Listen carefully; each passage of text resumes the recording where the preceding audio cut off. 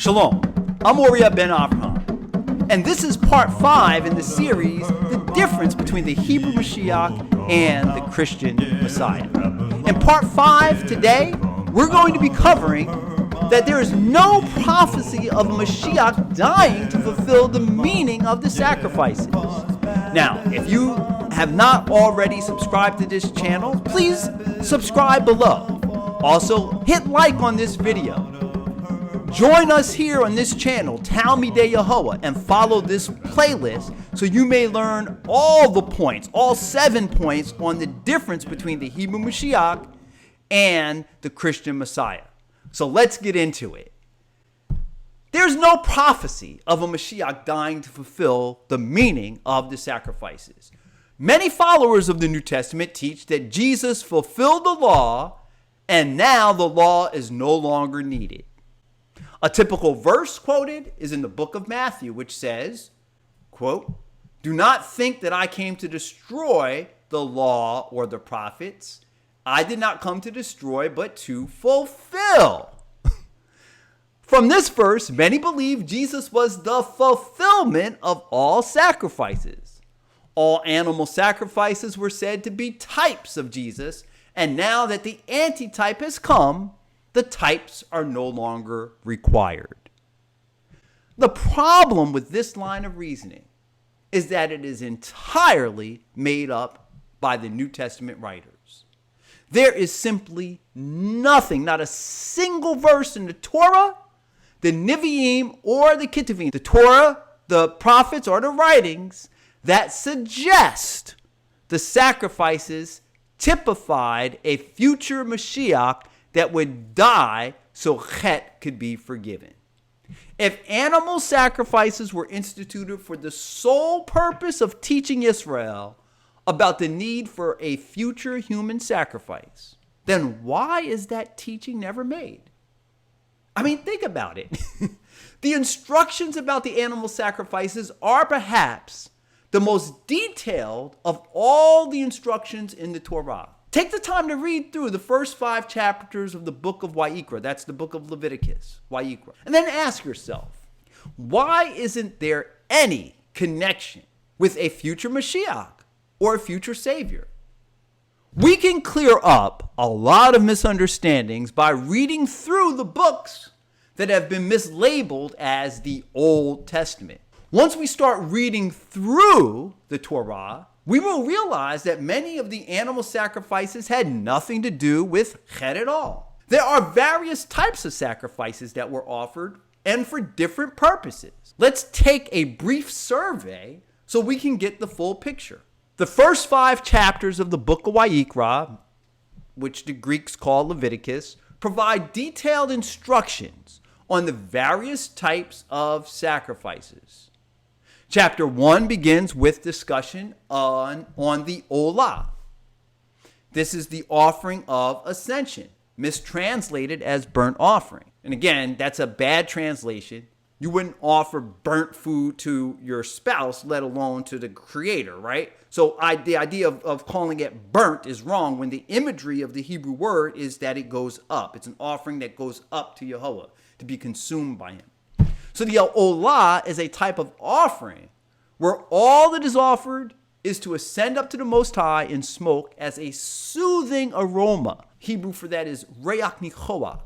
But there's no thought of Het in this type of sacrifice at all. Chapter 2 focuses on what is called a mincha offering. The Hebrew word mincha means gift. Specifically, this gift was to be grain offering that would accompany the Olah. Anytime an Olah was given, it had to be accompanied by a specific mincha or grain offering. This offering had no connotation of Het. Chapter 3 covers another type of offering called a shilamim, most often translated as peace offering. These offerings differed from the Olah in that only the fat and certain parts of the animal offered were turned into smoke by the fire on the Mizbeach, mistranslated as altar, and caused to ascend up to Yehovah. The remainder was to be eaten by the person offering it, along with the priests and members of the community who were ritually pure. Additional details are given in chapter 7 of the book of Vayikra. Nevertheless, again, we notice that the shlamim has nothing to do with chet. Now, just think about it. We've gone through 3 chapters in the book of Vayikra, and we haven't talked about any forgiveness of chet with these sacrifices. First one is all about, giving everything completely to Yahweh, Olah. Second one is a gift offering, mincha. And the third one is shlamim. There's no mention of anything about chet yet. Isn't that surprising? If you've never read through all of these chapters, probably surprising. Chapter 4 now is the chet offering. The Hebrew word used here is katath. We should expect, while reading about this type of sacrifice, to find very clear parallels and allusions to a future human sacrifice, if such a thing were the intent of these sacrifices. But again, we find no such parallels or allusions. One of the first things we notice in the chapter is that the type of animal required for the sacrifice varies based on who committed the chet. If the anointed priest, that is the high priest, the Mashiach, commits the chet, he offers a bull. If the whole nation commits the chet, they offer a bull. A bull, not a lamb, a bull. Okay. If the ruler commits a chet, he offers a male goat. But if any of the common people commit chet, they offer a female goat. Oh, wait, what? Did you catch that? If the common people commit chet, they offer a female goat. This just doesn't fit the New Testament idea, does it? Furthermore, notice that once these offerings are given, it says that the chet will be forgiven. That's it. It's done. We're going to read that. Vayikra chapter 4, verse 31. And the priest shall burn it upon the Mizbeach. That's the place of slaughter, mistranslated as altar again. For a sweet savor unto Yahweh, and the priest shall make a covering for him. They say atonement, and it shall be forgiven him. It's forgiven. That's it. Yahweh isn't lying. He's not deceiving the children of Israel. When he says you're forgiven, you're forgiven. And that's it. The book of Vayikra continues speaking about the Asham. That's called a guilt offering in English. It's very similar to the Katath. But throughout, there is never any mention of these offerings or sacrifices picturing something in the future. Perhaps one of the most telling sacrifices is the sacrifice of the Parah Adumah, the brown cow described in the book of Bamidbar, chapter 19. This sacrifice served the purpose of providing a means for ritual purification from the contamination of a dead human corpse. The ashes of the brown cow had to be mixed with living water and sprinkled upon the unclean person. According to what is written, it says, and this is Bamidbar chapter 19, verse 10, it shall be a statute forever to the children of Israel and to the stranger who dwells among them. In other words, this ritual purification process that we read about here was not instituted to teach about something in the future. It was a process to be practiced forever. It says, quote, he who touches the dead body of anyone shall be unclean 7 days. He shall purify himself with the water on the 3rd day and on the 7th day, then he will be clean.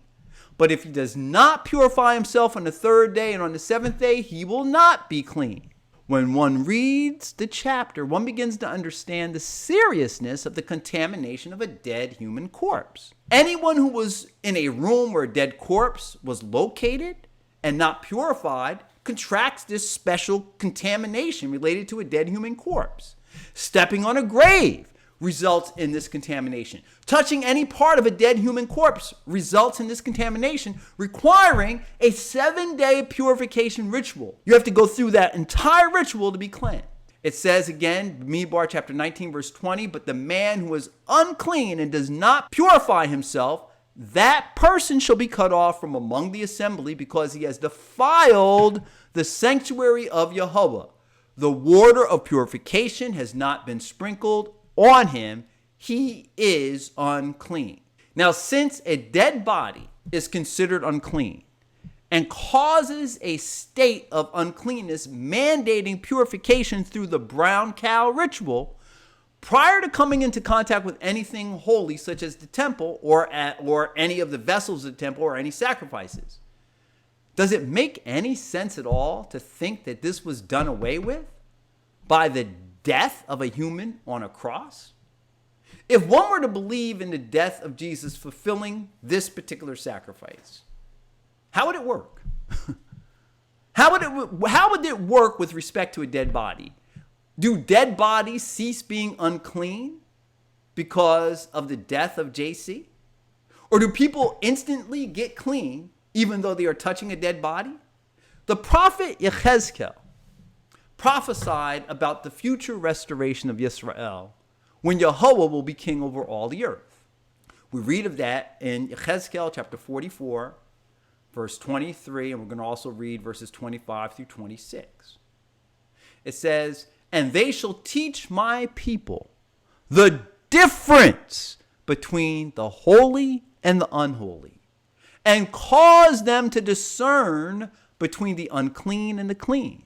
They shall not defile themselves by coming near a dead person.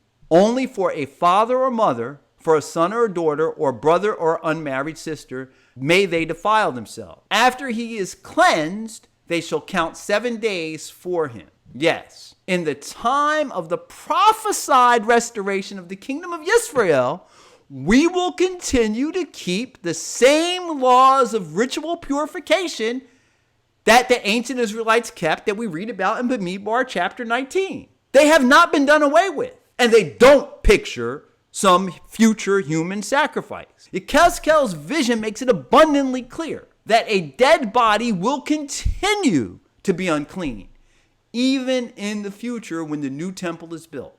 Yehovah said to Yechezkel, "Son of man, this is the place of my throne and the place of the soles of my feet, where I will dwell in the midst of the children of Israel forever.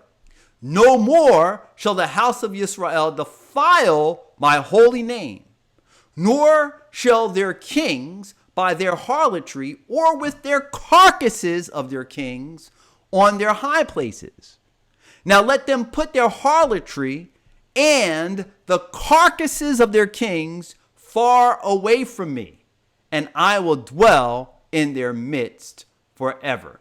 That's Yechezkel chapter 43, verses 7 and verse 9. Clearly, as we have looked at the writings, the Hebrew text, what's in the Torah, what's in the prophets, the Nevi'im, and in the writings, the Ketuvim, there's simply no prophecy of Mashiach dying to fulfill the meaning of the sacrifices. Join us again for part 6. Make sure you subscribe to this channel. Follow this complete series. Also, make sure you look at the series on the key to understanding the word of Yah. And join us again for part 6, where we will discuss the fact that Yehovah will be king over all the earth and Mashiach will be king over Israel. There's no idea of Mashiach being king over all the earth. Yehovah will be king over all the earth. Shalom, shalom.